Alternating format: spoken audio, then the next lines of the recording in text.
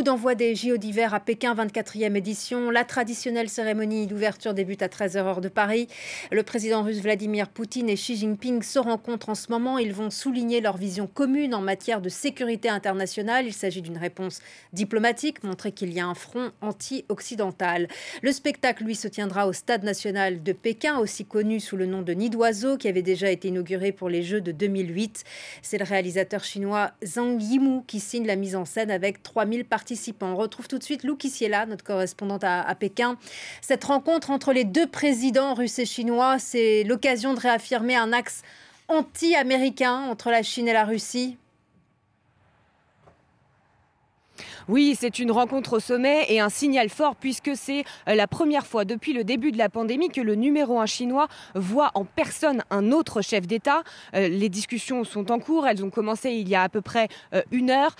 Vous l'avez dit, les deux pays doivent renforcer leur coopération sur le plan militaire et économique, notamment dans le secteur stratégique du gaz. Et le sujet brûlant, c'est évidemment leur vision commune de la sécurité internationale sur fond de crise ukrainienne. Xi Jinping a déjà apporté son soutien à la Russie dans ce dossier, jugeant légitimes les inquiétudes de Vladimir Poutine quant à la sécurité russe. Mais dans le même temps, la Chine, jusque-là, n'a pas reconnu l'annexion de la Crimée en 2014. Cette rencontre, elle est d'autant plus symbolique que Joe Biden ne sera pas là. Les relations respectives de la Russie et de la Chine avec les États-Unis sont très tendues. Washington mène un boycott diplomatique en raison des violences génocidaires contre la minorité ouïghour. Mais mis à part le Canada, l'Australie et le Royaume-Uni, ce boycott a été assez peu suivi. Cependant, il n'y aura quasiment aucun chef d'État européen aujourd'hui à Pékin, mais il y en aura d'autres à la cérémonie d'ouverture dans quelques heures.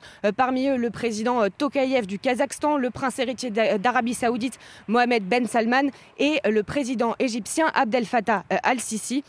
Donc c'est une majorité de pays autoritaires qui seront présents ce soir. Pourtant, le mot d'ordre des autorités chinoises, c'est qu'il ne faut surtout pas politiser le sport, mais ces Jeux, et en particulier cette cérémonie d'ouverture, s'annoncent très politiques. Pour la population de Pékin, est-ce que ce n'est pas une déception et une frustration de ne pas pouvoir assister aux épreuves ?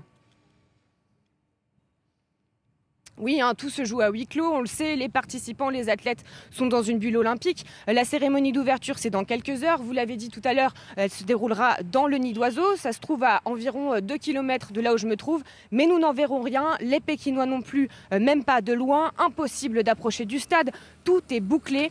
Et les habitants avec qui nous avons pu parler disent parfois être déçus de ne pouvoir assister ni à la cérémonie, ni aux épreuves qui se dérouleront dans la semaine. D'autant que les sports d'hiver sont de plus en plus populaire en Chine, mais la plupart disent se rassurer de pouvoir regarder ces Jeux à la télévision.